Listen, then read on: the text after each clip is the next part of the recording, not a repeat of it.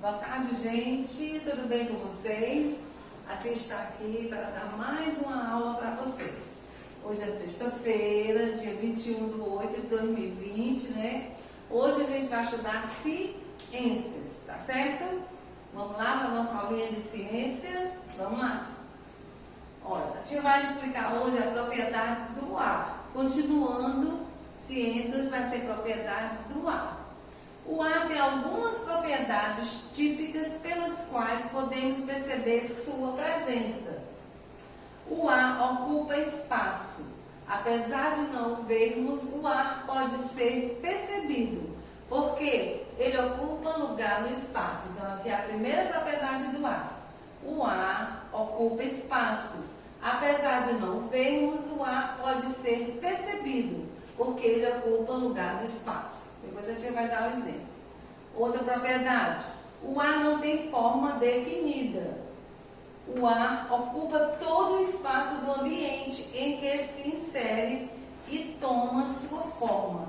Seja um grande salão ou um recipiente fechado, como um pneu ou um balão de festa, certo? Aqui é outra propriedade do ar. O ar não tem forma definida.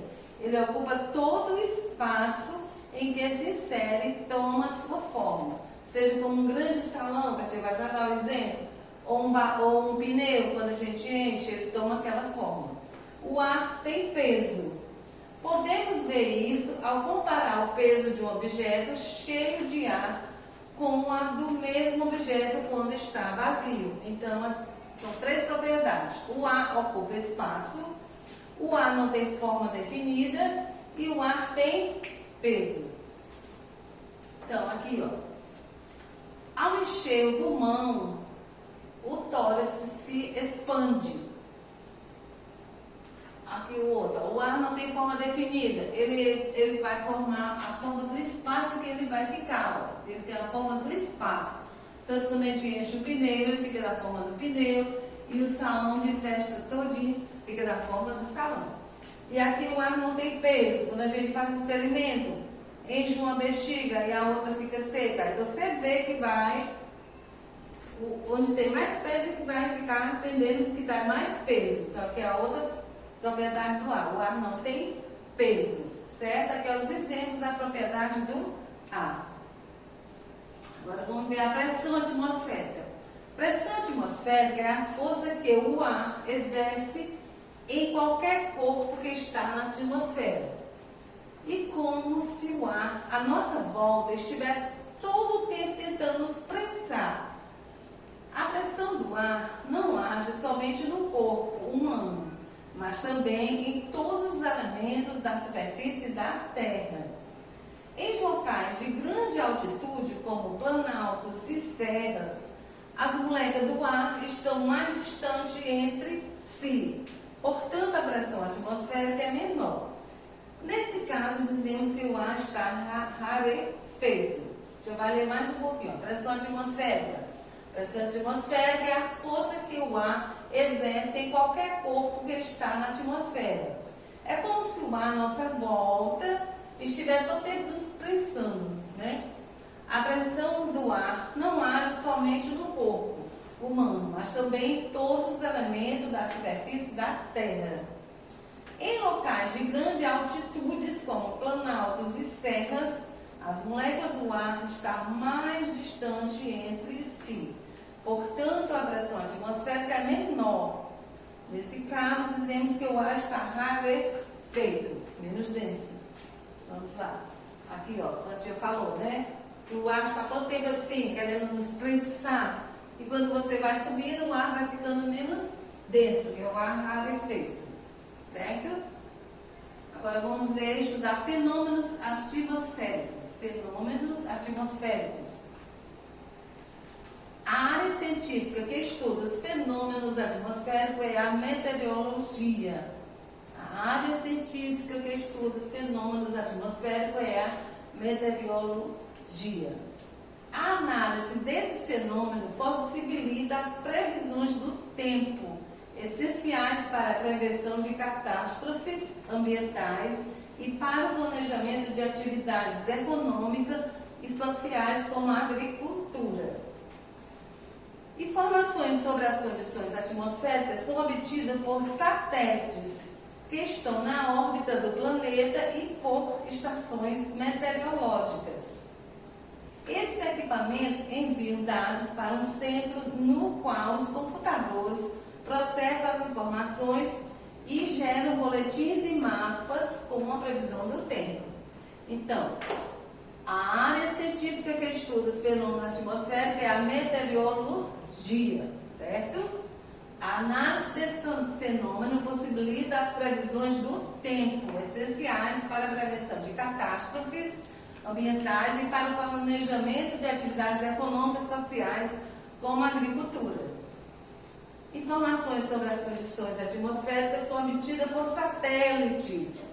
Esses satélites estão onde? Estão na órbita do planeta e por estações meteorológicas.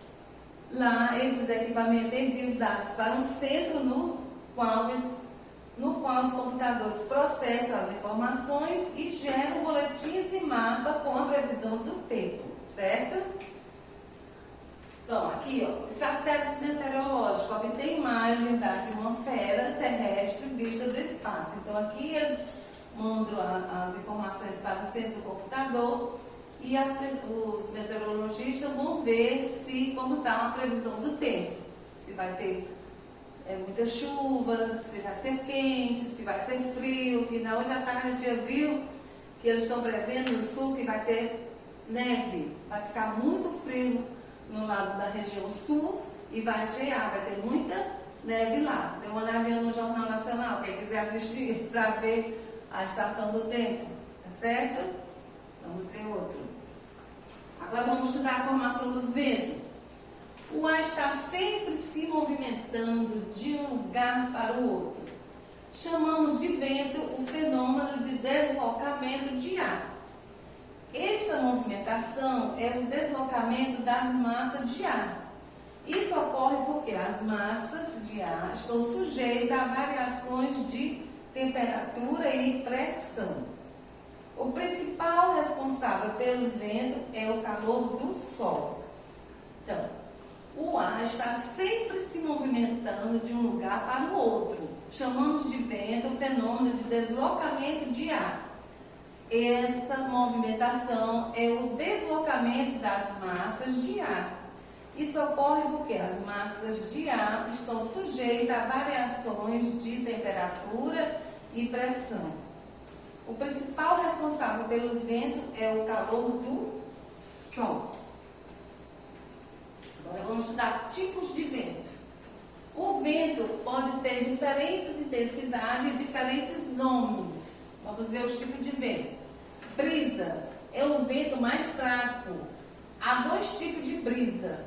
A brisa marítima, que sopra do mar para o continente durante o dia. E a brisa terrestre, que sopra do continente para o mar durante a noite.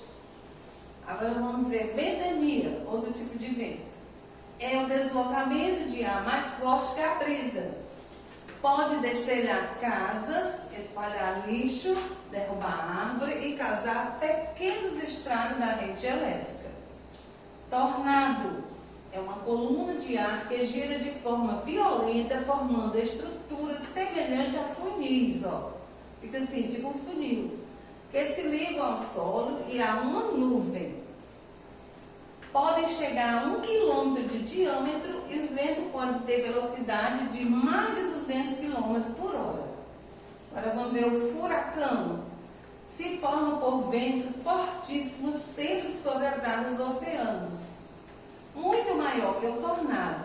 Tem em média 500 km de diâmetro e velocidade entre 160 e mais de 300 km por hora, o que lhe dá grande poder de destruição. Então, quais são os tipos de vento?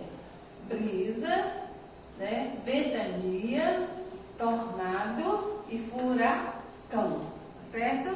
Vamos lá. Aí eu te botou aqui o exemplo da brisa, né? Ó, esquema de brisa, marítimo e terrestre. A marítima, né? Ela sopra do mar para o continente durante o dia, né? Tem uma brisa que vem do mar, do oceano, para o continente durante o dia. E a brisa terrestre, ela vem do continente para o oceano durante a noite, viu?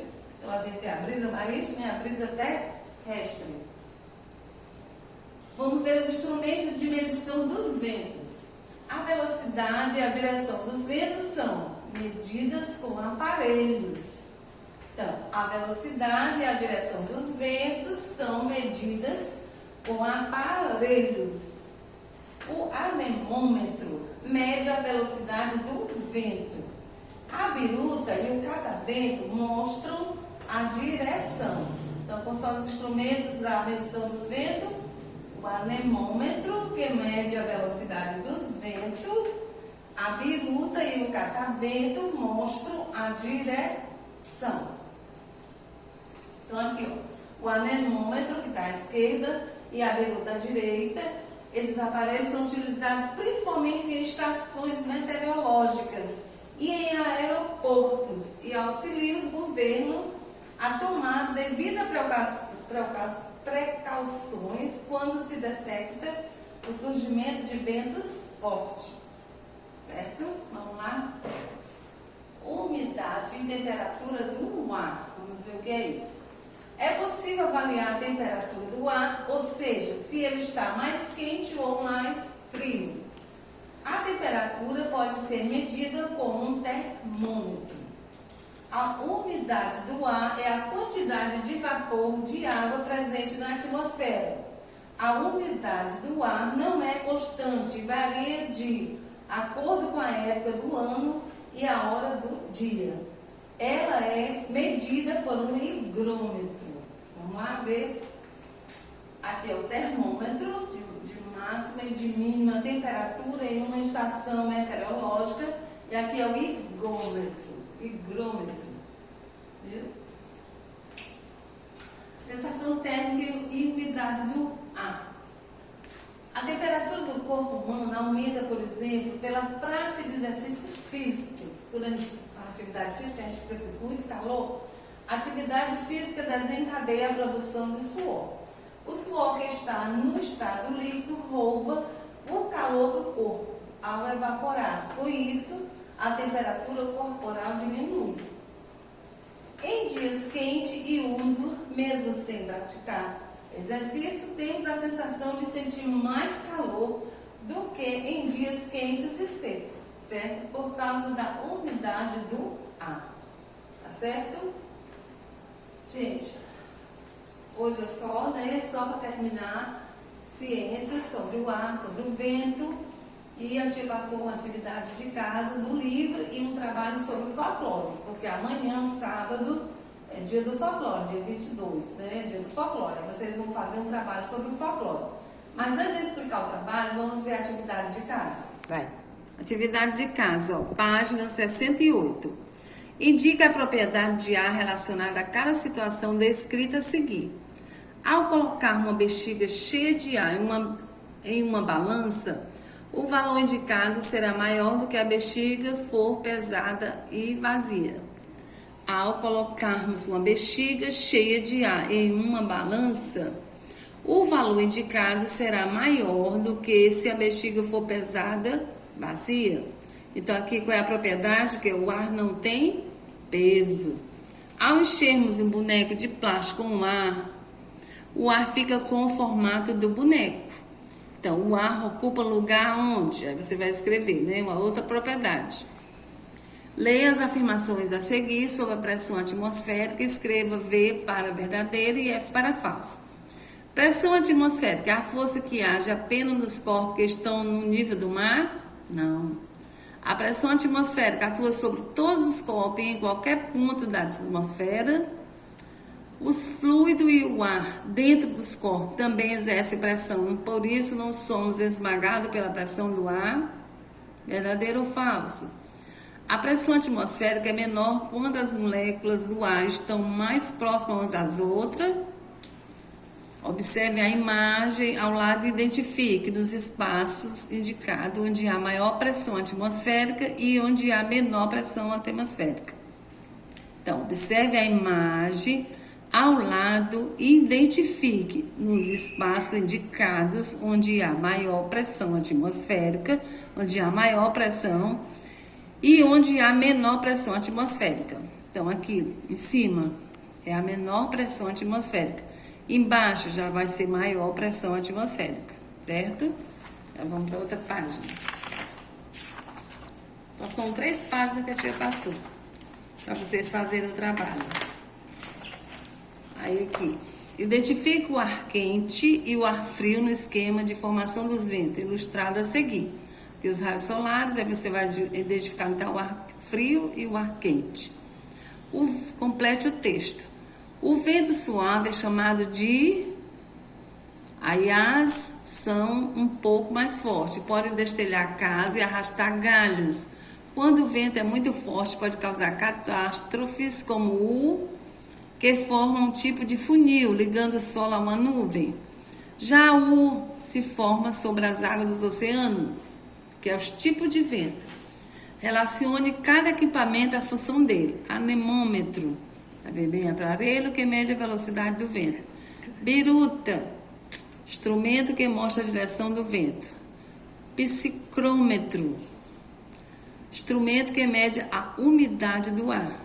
Satélites meteorológicos, obtém informações sobre as condições atmosféricas, possibilitando a previsão do tempo. Quarta questão, leia os termômetros abaixo e diga qual foi a temperatura máxima e a temperatura mínima do dia. Aqui tem 31 graus centígrados e aqui tem 19 graus centígrados. Qual é a máxima e qual é a mínima? Aí vocês vão escrever aqui. Vamos lá. Explique por que a diferença menor de temperatura entre os termômetros de bulbo úmido e de bulbo seco significa que a umidade relativa do ar está maior. Aí você vai explicar aqui. Por que a sensação térmica de calor é maior depois da chuva? Porque a sensação térmica de calor é maior depois da chuva? Aí vamos ver. Você é um meteorologista que tem de interpretar as informações de um satélite meteorológico. Para fazer a previsão do tempo de uma região, responda às perguntas e desembaralhe as letras destacadas de cada resposta para descobrir o resultado. Bebida no qual o gás carbônico é utilizado é o refrigerante. Radiação parcialmente absorvida pela camada de ozônio, são os raios. Processo em que os seres vivos observam o gás oxigênio. Respire. Só uma dica. Gás absorvido pelas plantas na fotossíntese. Gás. Resposta. Bem aqui, deu, bem aqui forma o furacão. Né, Fu-airá e cão. Furacão. A resposta bem aqui é furacão. Viu? Agora aqui, gente, na quinta eu vou dar a resposta, porque pode muita criança não saber responder.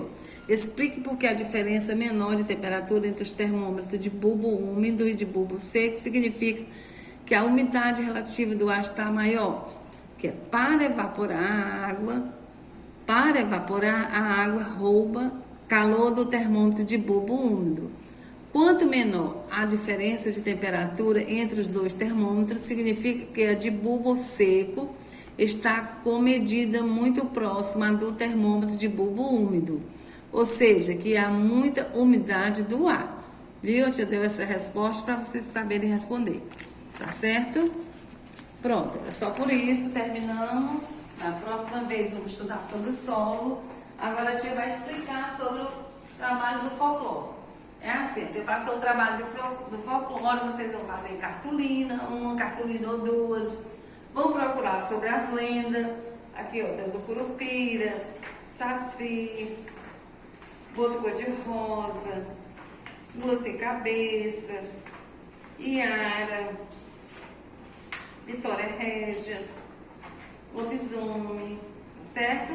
Aí vocês vão procurar sobre as lendas, ilustrar e apresentar no grupo para depois a tia colocar no Instagram, tá certo? Apresenta o trabalho, vai valer prêmios, o melhor trabalho vou escolher o primeiro, segundo e terceiro lugar. Os 3 primeiros trabalhos a tia vai dar um prêmio, tá certo? Então, tentem colocar várias lendas. O trabalho que colocar mais lendas vai ser o primeiro lugar. Então, vai ter o primeiro, segundo e terceiro lugar. Tá certo? O menino, a criança colocar mais lendas no trabalho, pode ser 3, 4 folhas de papel de cartolina, que é para botar muitas lendas, viu? É só uma cartolina não. Tem que colocar pelo menos 3, 4 cartolinas para ficar muitas lendas. A criança que apresentar as mais lendas, a tia vai premiar, tá certo? Então vai ter o primeiro, segundo e o terceiro lugar. Tentem fazer esse trabalho bem direitinho e postar no grupo para a tia ver, tá bom? Tchau, até segunda-feira. Um bom final de semana para vocês. Um beijão.